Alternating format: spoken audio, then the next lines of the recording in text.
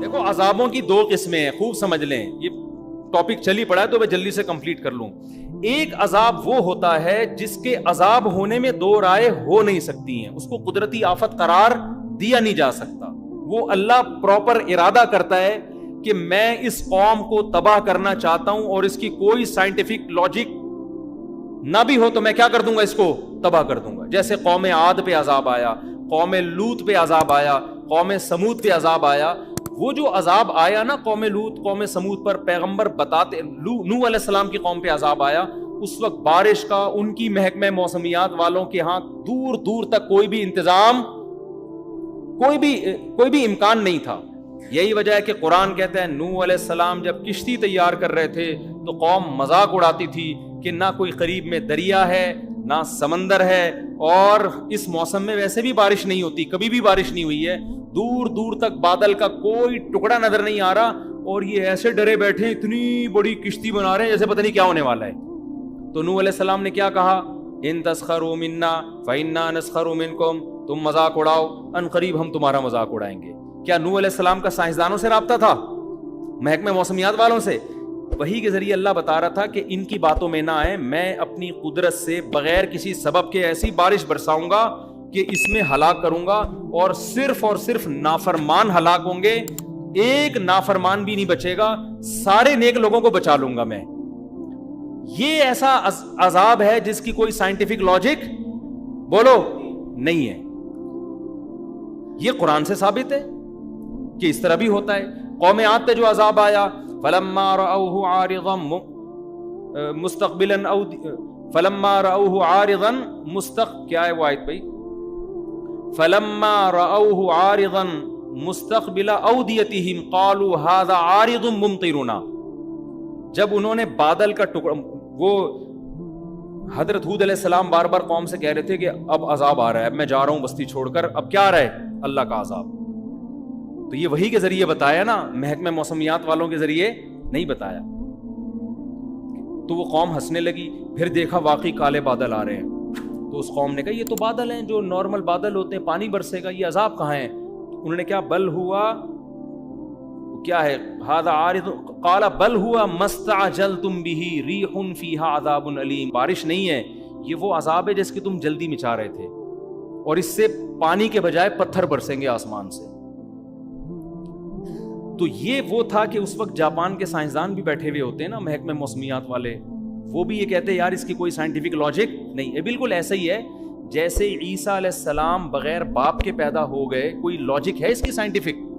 یہ اللہ اپنی قدرت دکھاتا ہے، کوئی سبب موجود نہیں ہے مگر اس نے حضرت عیسیٰ کو بغیر باپ کے حضرت مریم کے بطن سے پیدا کیا، پھر ان کی پاک دامنی کا اعلان بھی کروا دیا، لوگوں نے انگلیاں اٹھانا شروع کر دی، بچہ ماں کی گود میں کبھی بھی نہیں بول سکتا، لیکن عیسیٰ ابن مریم ماں کی گود میں بولنے لگے، انی عبد اللہ، میں ولد الزنا نہیں ہوں، اللہ کا بندہ ہوں، اور عام انسان بھی نہیں، اللہ کا پیغمبر ہوں، آتانی الکتاب، اور عام پیغمبر بھی نہیں، مجھے انجیل ملے گی، باقاعدہ پیغمبر یعنی صاحب کتاب پیغمبر ہوں، اور مجھے توحید کا حکم دیا گیا۔ تبھی بہت سارے جو اس وقت یہودی تھے وہ آپ پر ایمان لے آئے، اور پھر وہ جانتے تھے کہ مریم پاک دامن، یہ خاندان کتنا پاک دامن۔ تو اللہ پھر نا وہ ساری باتیں illogical ہو رہی ہوتی ہیں، وہ ساری باتیں۔ تو قوم سمود پہ جو عذاب آیا، قوم عاد پہ جو عذاب آیا، لوط علیہ السلام کی قوم پہ عذاب آیا کہ تھوڑے سے لوگوں کو اللہ نے نکالا اور پوری قوم کو الٹا کر کے تباہ کر دیا، اور پتھروں کی بارش بھی برسائی آسمان سے۔ تو اس طرح کے عذاب اب بھی آ سکتے ہیں، لیکن جب اس طرح کے عذاب آتے ہیں تو اس میں میجورٹی نافرمانوں کی ہلاک ہوتی ہے۔ جیسے یہاں جو ہلاک ہوئی نا، سارے نافرمان ہلاک ہوئے اور سارے نیک لوگوں کو اللہ نے بچا لیا۔ کچھ عذاب ایسے ہوتے ہیں جن کے بارے میں ہمارے لیے یہ دعویٰ کرنا کہ یہ واقعی عذاب ہے یا آزمائش ہے، یہ ہمارے لیے ممکن نہیں ہے۔ سمجھ میں آ رہی ہے بات؟ یہ وہ عذاب ہیں جن کی کوئی نہ کوئی لاجک ہوتی ہے، جو دنیا میں ہمیشہ سے آ رہے ہیں۔ حضرت عمر رضی اللہ تعالیٰ عنہ کے دور میں قحط پڑا ہے، شدید ترین قحط پڑ گیا، اتنا زبردست قحط پڑا کہ حضرت عمر نے چور کی سزا ہی ختم کر دی۔ سمجھ میں آ رہی ہے بات؟ بھئی اگر ہم چور کا ہاتھ کاٹیں تو بھوک سے لوگ مر رہے ہیں، چوری نہیں کریں گے تو کیا کریں گے وہ؟ حالانکہ ہاتھ کاٹنے کا حکم کس نے دیا ہے؟ قرآن نے. کیا حضرت عمر قرآن کی آیت کا انکار کر سکتے ہیں؟ لیکن انہوں نے کہا نہیں بھائی ابھی یہ سزا جاری نہیں ہو سکتی, بھوک سے مر رہے ہیں. اس دور میں اگر کوئی یہ کہے کہ یار یہ جو قحط پڑا یہ لوگوں کے گناہوں کا عذاب ہو, بھائی تاریخ میں اس جیسی عادلانہ حکومت اور اس جیسے پرہیزگار لوگ دنیا میں وجود میں اب تک نہ اس سے پہلے نہ اس کے بعد کبھی وجود میں آئے ہیں. لیکن پھر بھی قحط پڑا ہے کہ نہیں پڑا؟ اس دور میں کوئی کہہ دیتا یہ خدا کا عذاب ہے نافرمانی پر, تو یہ عذاب نہیں ہے, یہ کیا ہے؟ یہ آزمائش ہے. اب سوال پیدا ہو تو اللہ کو کیا ضرورت تھی لوگوں کو آزمائش میں ڈالنے کی؟ تو بھائی اللہ کی باتیں کس سے پوچھی جائیں گی؟ اللہ سے پوچھی جائیں گی نا. اللہ جو کام کرتا ہے لا یسأل عما یفعل, قرآن میں اللہ نے بتا دیا میں جو کروں گا مجھ سے نہیں پوچھا جائے گا میں کیوں کر رہا ہوں, تم جو بھی کرو گے تم سے پوچھا جائے گا. اب اللہ نے سیلاب بھیج دیا نا, یہ اللہ نے بھیجا ہے, اللہ سے نہیں پوچھا جائے گا اللہ کیوں بھیجا. ہم سے پوچھا جائے گا جب آ گیا اتنے لوگ مر گئے تم نے مدد کیوں نہیں کی ان کی, یہ ہم سے پوچھا جائے گا کہ تم نے اپنی. اگر کوئی کہے کہ اللہ نے کوئی سندھ کی عوام پہ اتنا ترس آ رہا تھا تو اتنا بڑا عذاب بھیجا کیوں اللہ نے, اس کا مطلب آپ سوال کس سے کر رہے ہو؟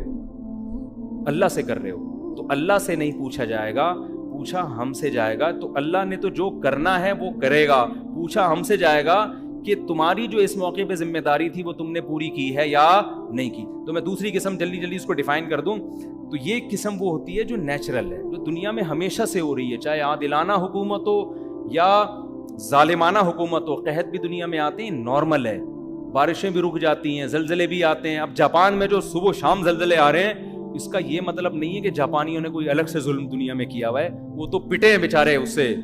ہیروشیما اور ناگاساکی کے بم کے مارے ہوئے لوگ ہیں, تو آنا تو ان پہ چاہیے تھا زلزلے, جو امریکہ پہ آنا چاہیے تھا نا, جنہوں نے ہیروشیما کو اور ناگاساکی کو تباہ کیا. آ کس پہ رہے؟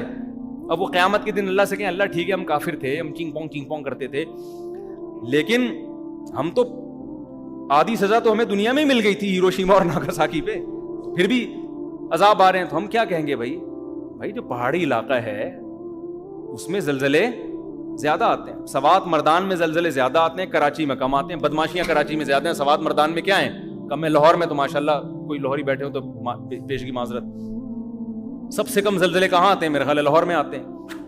تو یہ نیچرل ہے. اب دیندار آدمی کیا کرتا ہے, وہ کیا کرتا ہے کہ بجائے اس کے کہ تو نے نیچے اپنا گھر بنایا ہوا ہے اوپر چلا جا, وہ اوپر جانے کے بجائے نیچے تہجد زیادہ اخلاص سے شروع کر دیتا ہے. سمجھ میں آ رہی ہے بات؟ وہ نیچے کھارا میں ہے نا, پانی آیا, اکثر کھارا ڈوب جاتا ہے پانی میں, تو وہ کیا کرتا ہے کہ یار ہمارے گناہوں کی سزا میں پانی آ گیا, ہم ڈوب گئے, اب ہم کیا کریں گے, اب گٹکے سے بھی میں توبہ کر رہا ہوں آئندہ کے لیے, اب میں چلے کی جماعت میں نکل رہا ہوں تاکہ عذاب نہ آئے.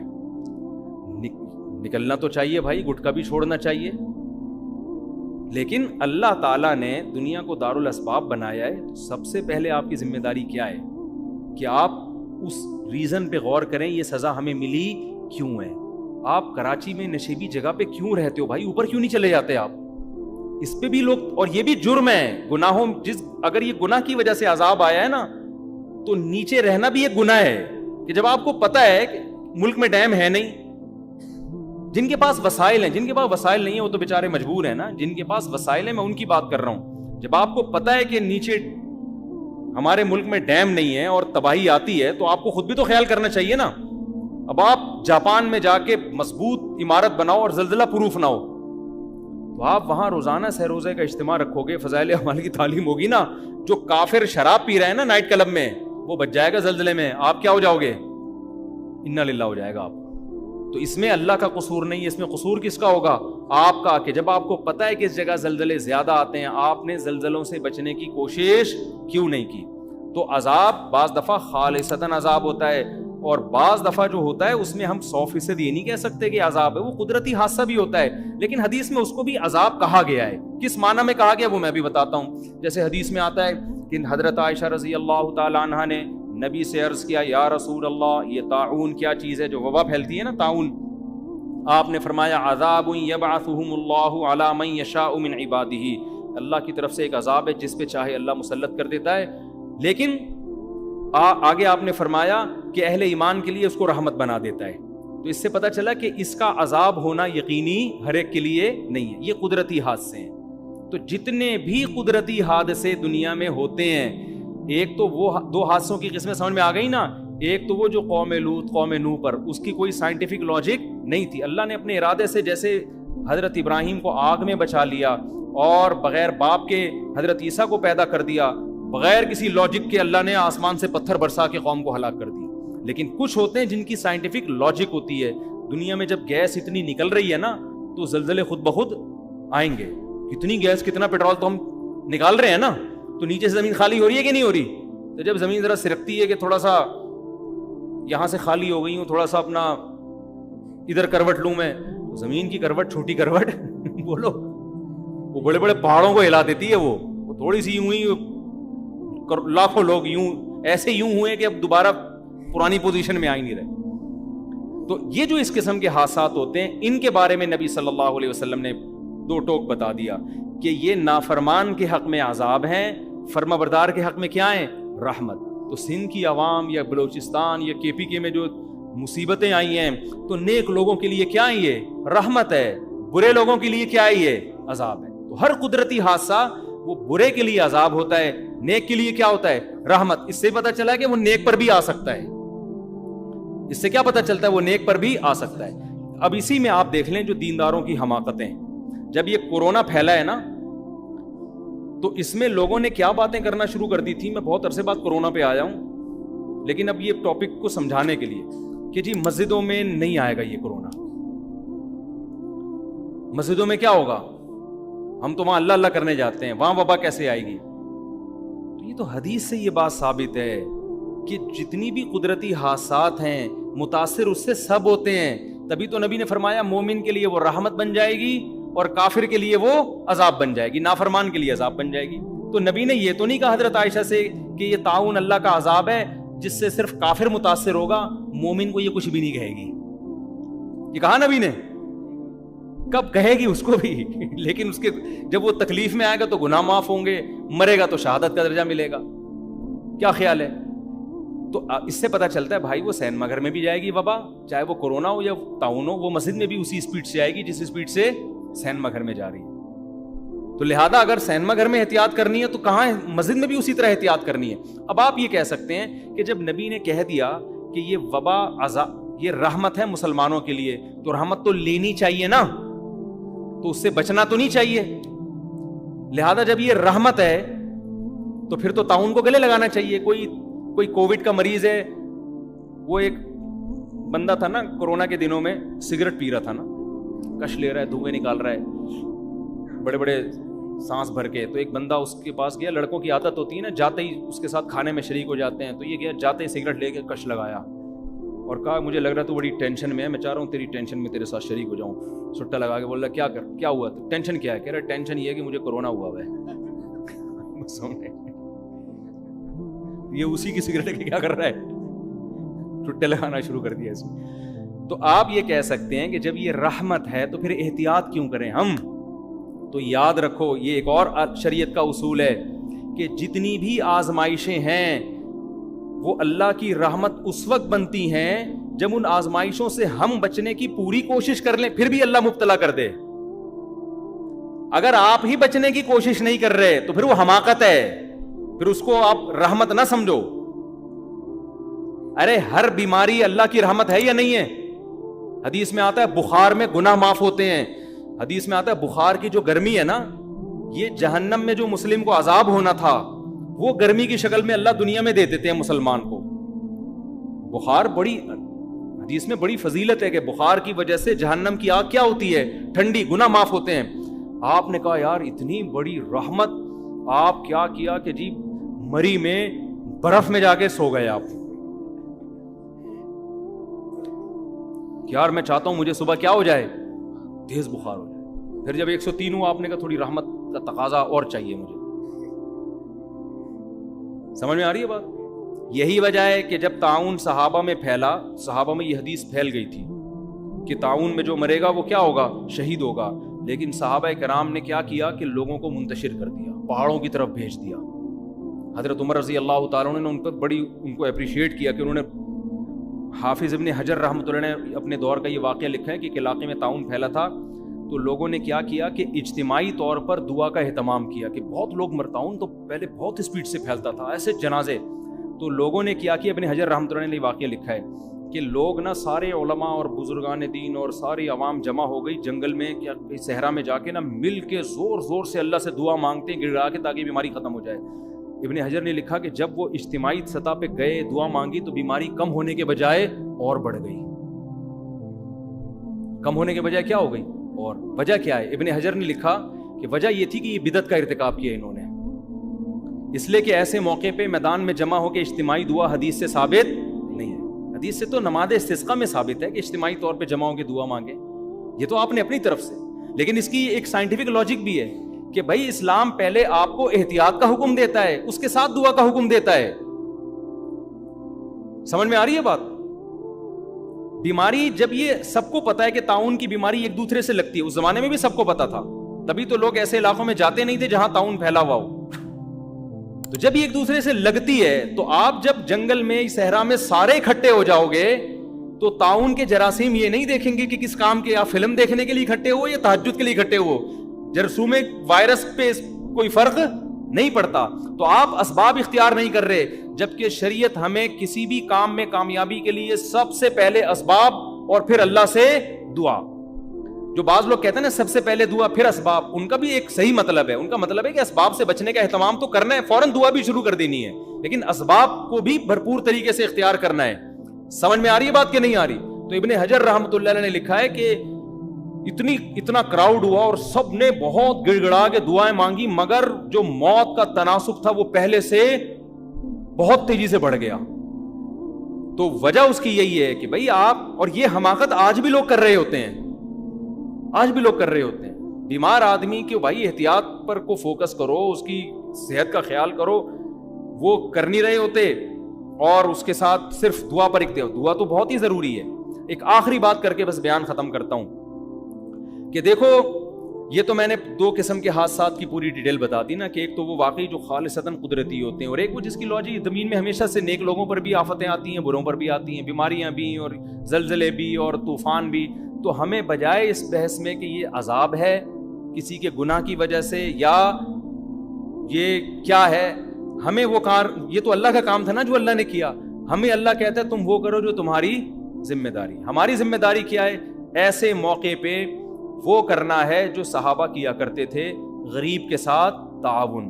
اور مشرک کیا کیا کرتے تھے کہ جب اللہ کو اس پہ اتنا ترس آ رہا ہے تو اللہ نے اس کو غریب بنایا کیوں؟ تو وہ آج بھی کہہ سکتا ہے مشرک کہ اگر اللہ ہم سے کہہ رہا ہے کہ سیلاب زدگان کی مدد کرو تو اللہ کو اتنا ان پہ ترس آ رہا ہے تو سیلاب بھیجا کیوں؟ ٹھیک ہے نا، اللہ نے زلزلہ ڈالا کیوں؟ تو اللہ کہے گا جو میرا کام ہے بھائی وہ میں کروں گا، جو تمہارا کام ہے کس نے کرنا ہے؟ تم نے. اور یہ بھی ذہن میں رکھو کہ عذاب یہ جو قدرتی آتے ہیں نا، یہ بھی بعض دفعہ خالصتاً عذاب بھی ہوتے ہیں. اس کی وجہ یہ ہوتی ہے کہ آپ نے اس سے بچنے کا اہتمام نہیں کیا ہوتا. ہمارے ملک میں ہمارے حکمرانوں نے ڈیم بنانے کا اہتمام نہیں کیا. جب بھی ڈیم بنانے کی کوشش کی گئی ہے عوام نے رکاوٹ ڈالی ہے، بیوقوف عوام نے، جو آپ کے علاوہ کی بات کر رہا ہوں میں. نوشہرہ کے بارے میں بات کی گئی تھی، جی کالا باغ ڈیم بن گیا تو نوشہرہ ہلاک ہو جائے گا، ڈوب جائے گا. حالانکہ وہ ڈیم نہیں بنا تو نوشہرہ کیا ہو گیا ہے؟ ڈوب گیا ہے. لیکن ہمارے پبلک میں سینس بولو نہیں.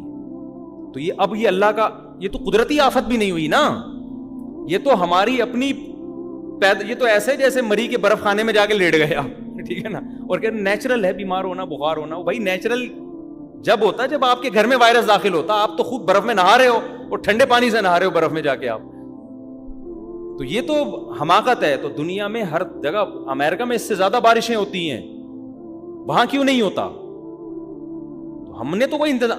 اور ایک فلسفی کا بیان آیا تھا کچھ دن پہلے کہ ہمارے ملک میں ڈیم ہے نہیں اور یہ مولوی لوگ بچے پیدا کرنے کی ترغیبیں دے رہے ہیں. کچھ دن پہلے ان کا بیان آیا، ڈیم ہے نہیں، پانی ہے نہیں اور بچے پیدا کرنے کی. میں نے کہا اس پاگل کو دیکھو، ابھی بھی کہہ رہے ہیں ہمارے ملک میں پانی نہیں ہے.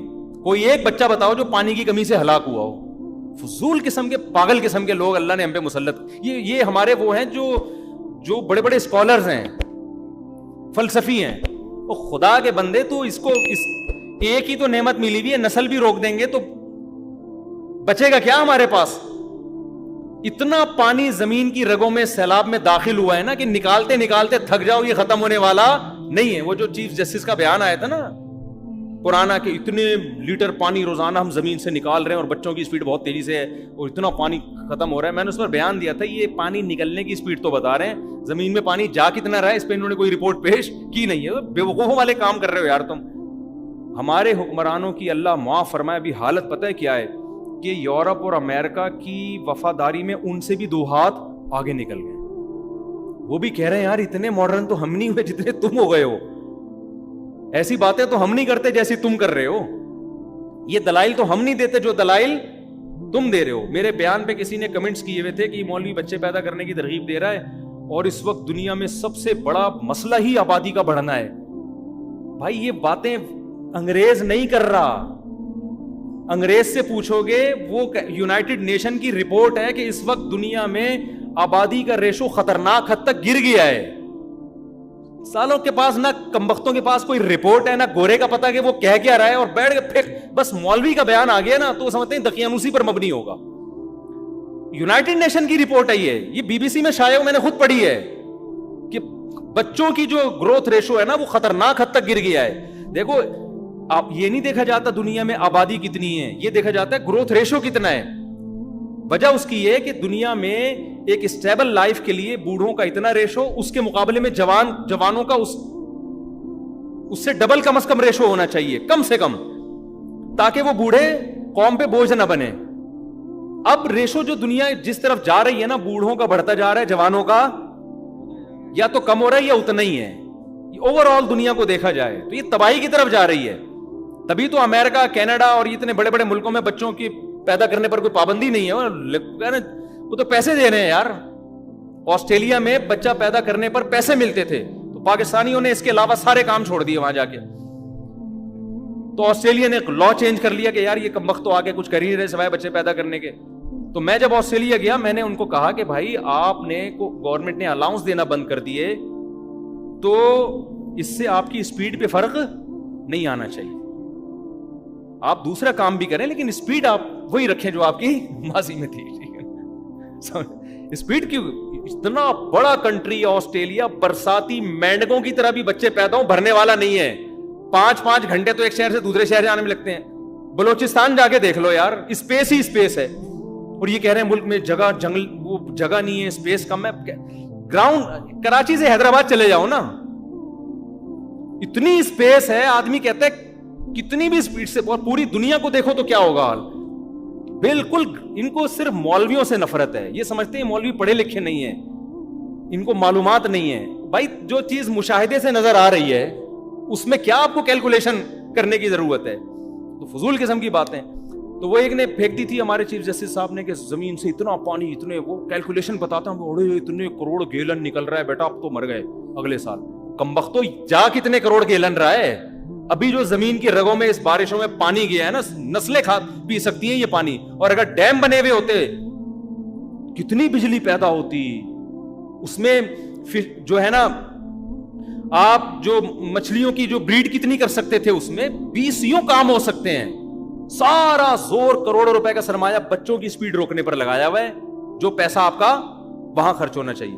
حتیٰ کہ روکا جا رہا ہے نسل کو کہ بچے تعلیم یافتہ نہیں ہوں گے لہذا 2 ہی اچھے. اور آپ کو پتا ہے ایجوکیشن پہ اتنا خرچ نہیں ہو رہا جتنا فیملی پلاننگ پہ خرچ ہو رہا ہے. یہ بھی آپ کو ہم لطیفے سنا رہا ہوں میں بیٹھ کے. یعنی لطیفے سے مراد خبریں سچی ہیں لیکن یہ ہماری گورنمنٹ کے لطیفے ہیں. یعنی تعلیم کے نام پہ نا کہ بچے کم ہوں گے تو ایجوکیٹڈ ہوں گے، تو اس میں فیملی پلاننگ کے لیے جو بجٹ رکھا ہے نا تاکہ بچے ایجوکیٹڈ ہوں، ایجوکیشن کے لیے اتنا بجٹ نہیں ہے. سمجھ رہے ہو؟ تعلیم کو فروغ دینے پر اتنا پیسہ خرچ نہیں ہو رہا جتنا مانع حمل تدبیریں کے لیے اور جو اس کے لیے جو لیکچرز ہو رہے ہیں اور اس کے لیے جو موٹیویٹ کیا جا رہا ہے عورتوں کو گاؤں گاؤں جا کے، اس پہ زیادہ پیسہ خرچ ہو رہا ہے. تو سارے فضول قسم کی. اللہ کا شکر ہے اللہ نے ہمیں مدرسے میں پڑھا لیا. میں تو اللہ کا بڑا شکر ادا کرتا ہوں تاکہ ہمارا گھر بھی الحمدللہ اس بہانے آباد ہو گیا. ورنہ ہم بھی پڑھے ہوئے ہوتے تو آج ہماری ایک بیوی ہوتی، ایک آدھ بچہ ہوتا، میری زندگی کا سارا مزہ ہی خراب ہو گیا تھا یار. ابھی تو ہم کسی ملک سے جاتے ہیں ایسے بچے انتظار کر رہے ہوتے ہیں، ابا آ رہے ہیں، ہر سائز کا بچہ ہے ماشاءاللہ، بیٹے بھی اللہ نظر بس سے بچائے.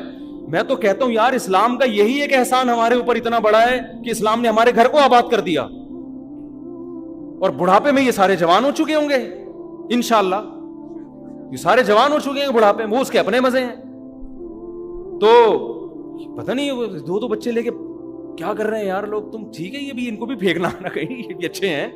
گھر بھرا ہوا ہو، ہزار گز کے بنگلے، دیواریں کھا رہی ہیں یار، آبادی نہیں ہے گھروں کے اندر.